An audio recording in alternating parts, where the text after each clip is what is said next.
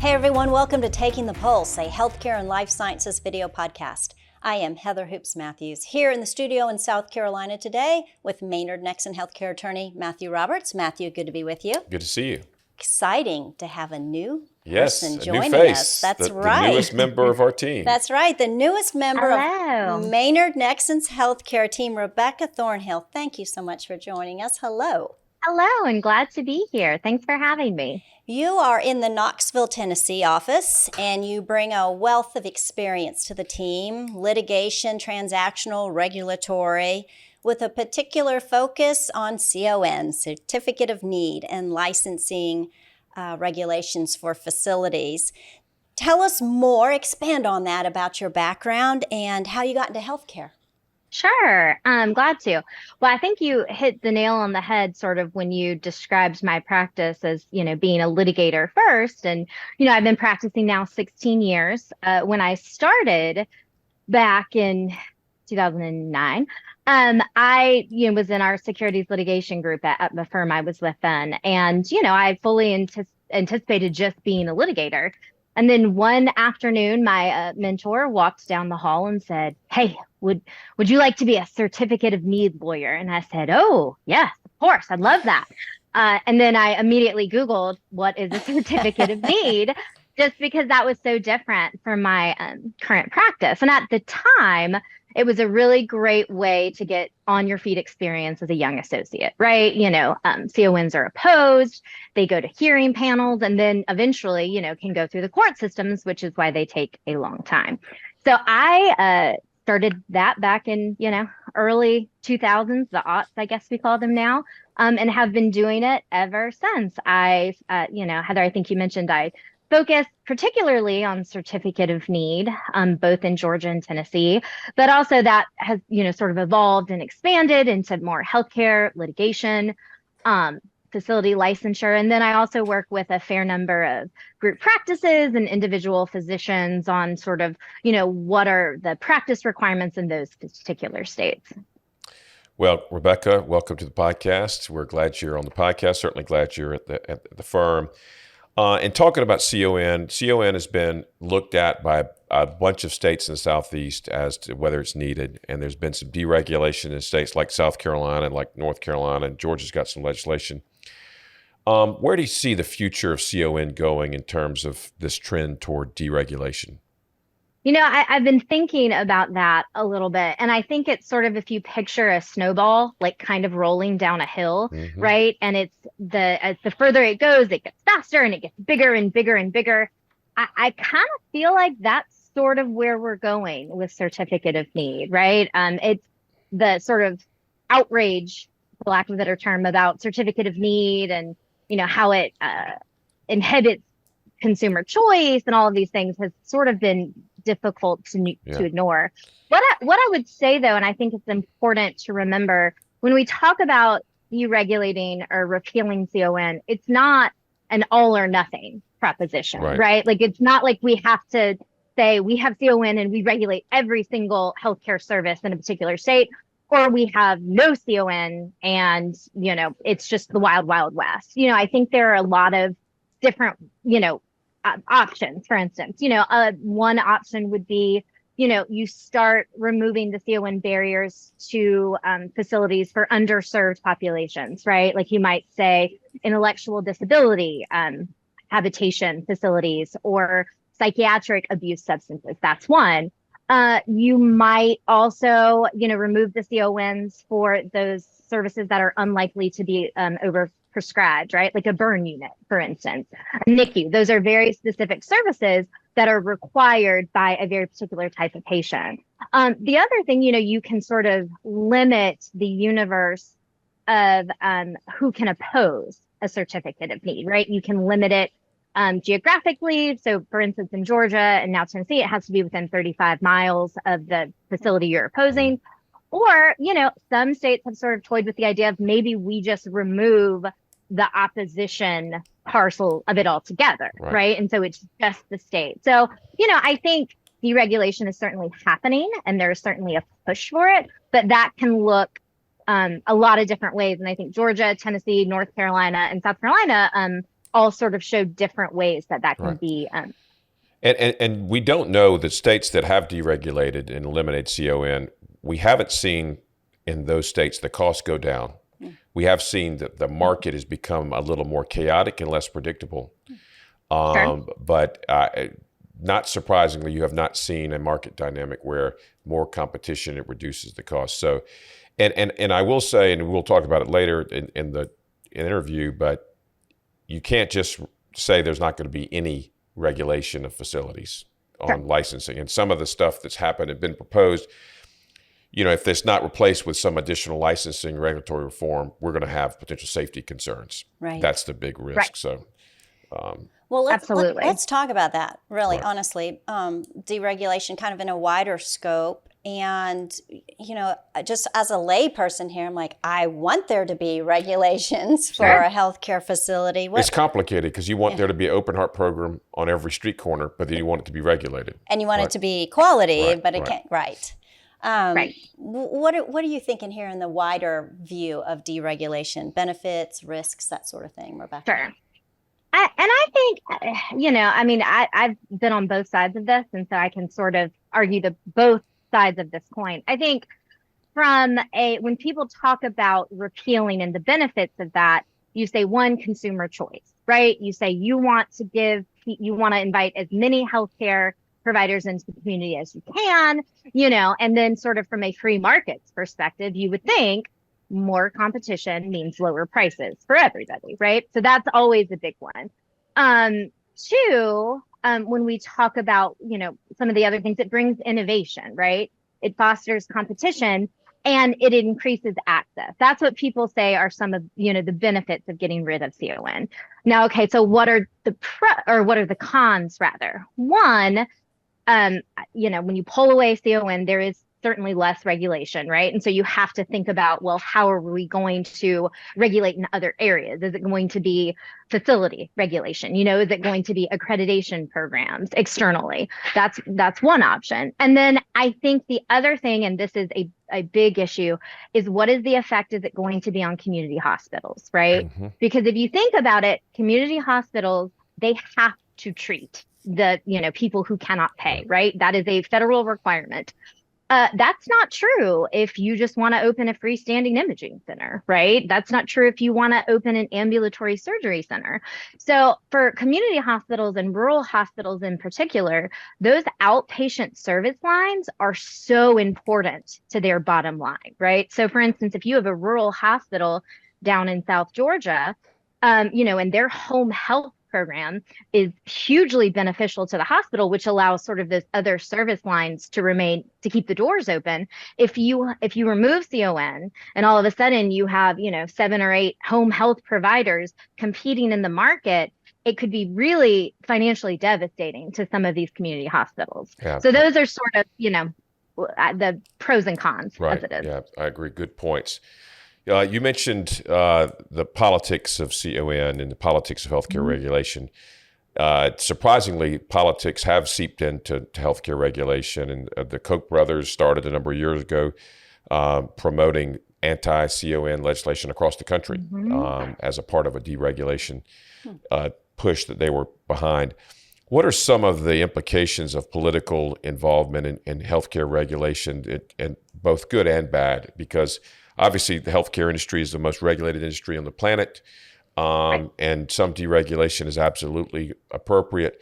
But at some point, this is a complicated business, and we need to have some level of regulation.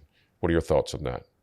Absolutely. And I go back to sort of what I said earlier when I had to Google like what a certificate of need is, right? Most, the average consumer, even one, who uses a lot of healthcare services probably doesn't know what a certificate of need is, right? Most of the time when I talk to friends out, even in the healthcare space, sometimes they don't really understand why it's important. I heard an advertisement in Tennessee the other day that said something like, have you heard of con law? Which, first of all, no one calls it con law. That's constitutional law. If they call it con law, they're not talking about CON.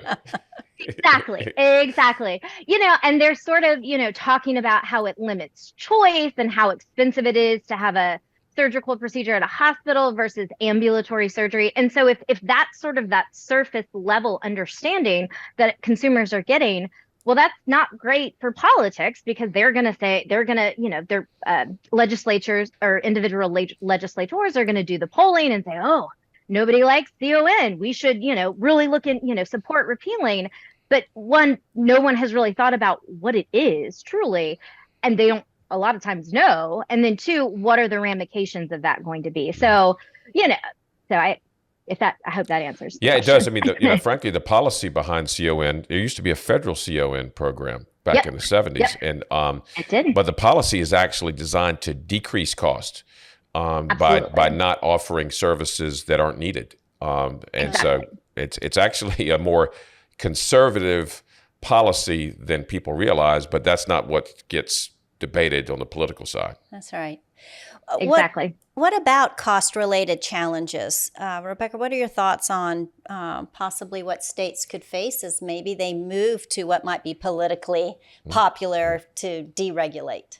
So, I think the jury is still out. And quite honestly, there has been so much repeal of states in the past couple of years to really know what the effect on cost will be. Most of the studies that I've seen, even after repeal, don't see a huge difference, right? It's not like costs all of a sudden are really lower. But I think it goes back to that important point that we talked about earlier. Like, we're not just talking about the cost for the average consumer. We also have to consider the effect on, indigent people who cannot, pay for any care, right? And so they are always going to go to these community hospitals. But if, for instance, CON is repealed, and let's say, ambulatory surgery centers start popping up left and right, or freestanding imaging, and they're siphoning off from the community hospitals, the Blue Cross, the Blue Shields, the people with good insurance, that's not a sustainable market for a community hospital if all, the patients who have good insurance are, going to other options. Those hospitals are left, with self-pay and indigent and charity care, and that's just not a sustainable model, which is, bad for everybody. Right, I agree.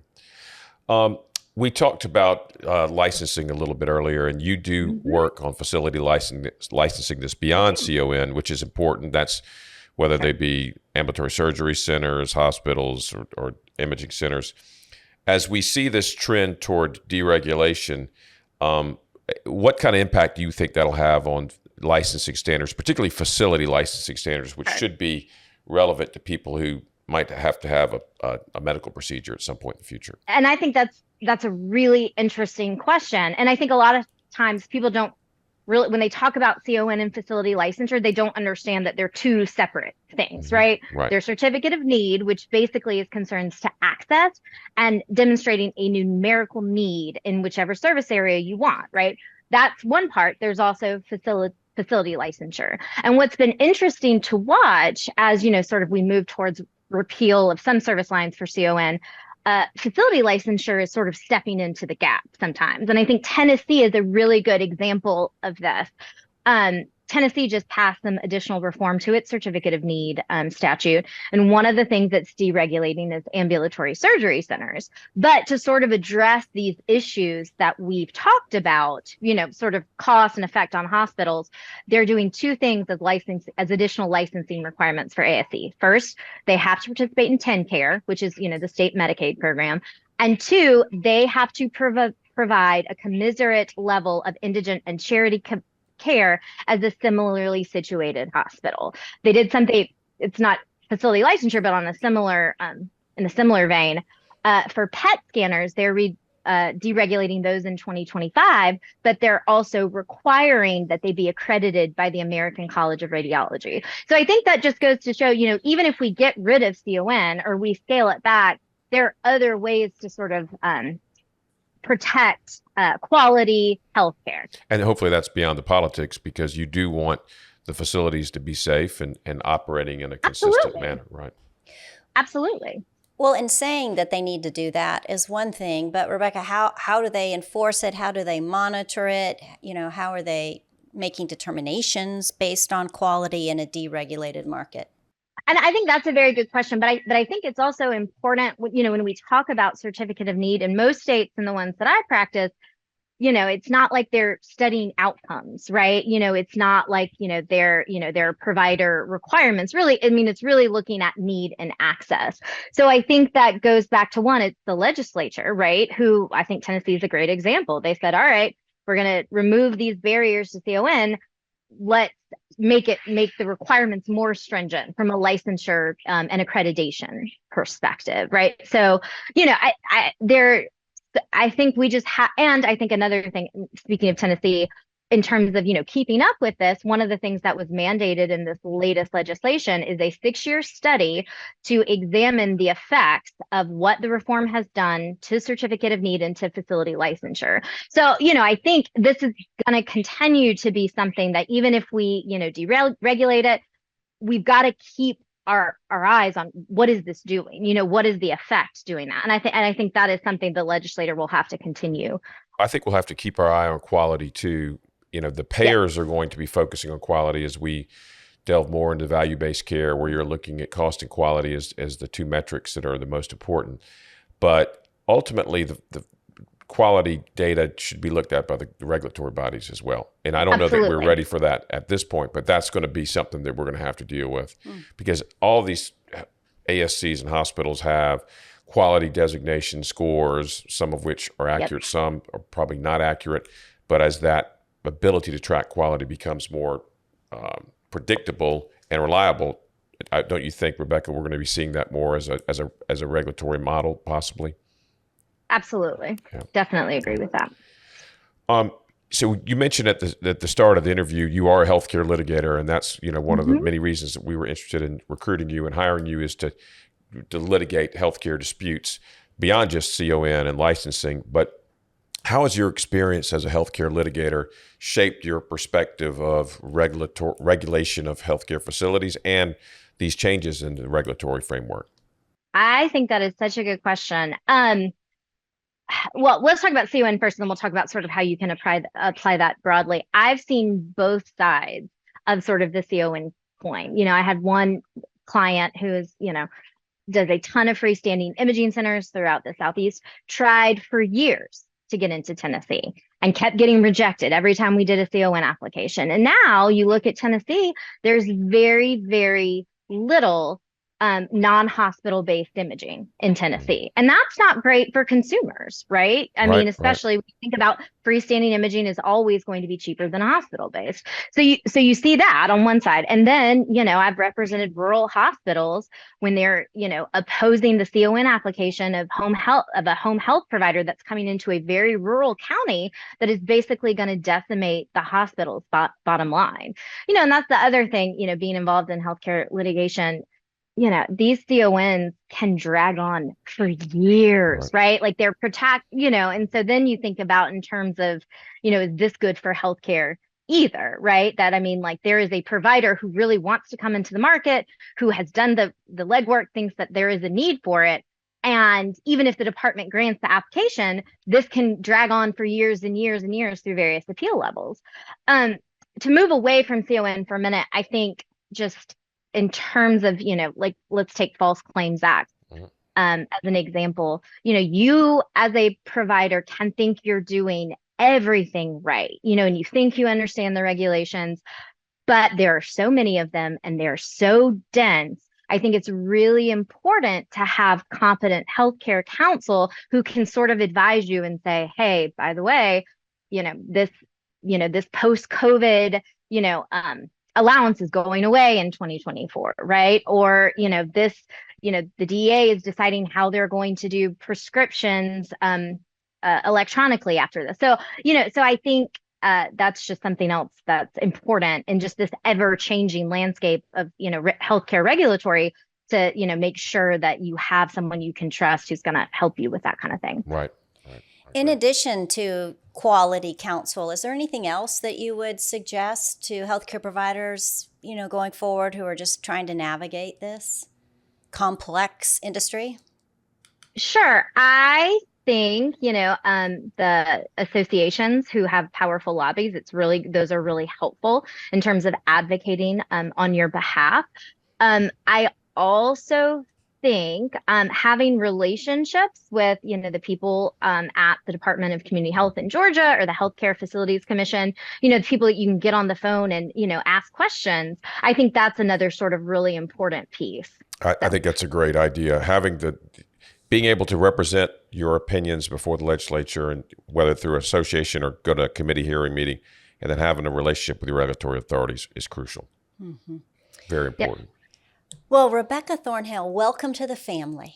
Thank you. Very glad to be a part of Maynard Nexsen, and very excited about continuing to work with the healthcare team. And yeah, I think the future is very bright. So I'm excited. Matthew. We are too. Yeah. And Matthew's a good leader. So you have chosen well. Absolutely. He's a great leader of the healthcare practice group. We wish you all the best in Tennessee and look forward to having you back on the Pulse sometime soon. Thank you. I'd love to. This was fun. All right. And for those of you who joined us today, we hope you enjoyed meeting Rebecca. We thank you for your time and look forward to seeing you next time right here on Taking the Pulse, a healthcare and life sciences video podcast.